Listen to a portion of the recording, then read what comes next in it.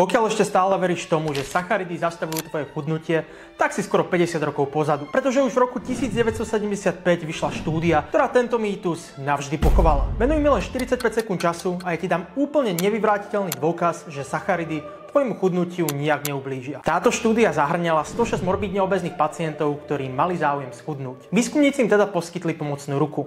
Nastavili im stravu, tréningový plán a pravidelne ich motivovali. Čo sa ale týka tej stravy, použili relatívne nezvyčajnú metódu. Príjem energie nastavili na zhruba 400 až 800 kilokalórií, no až okolo 90 až 95% z týchto kilokalórií pochádzalo zo sacharidov, konkrétne ryže, ovocia a zeleniny. No a musím povedať, že výsledky na tejto netradičnej strave boli šokujúce. Účastníci v tejto štúdii totiž schudli v priemere až 64 kg za menej ako 1 rok. Napriek tomu žiedli takmer výhradne sacharidy. A potom, že chudnutie nie je o tej známej formulke príjem a výdaj. Aby bolo jasné, rovnako ako autori tejto štúdie, v žiadnom prípade neodporúčam takúto dietu dodržiavať. Je až moc nízkokalorická, no a nezabezpečí adekvátny príjem bielkovín a mnohých mikroživín. Ale nádherne to potvrdzuje, že chudnutie je o kalorickom deficite, nie o inzulíne. Pretože keby bolo o inzulíne, výsledky tejto štúdie by nemohli existovať. No a pre viac náučných videí ma nezabudni sledovať.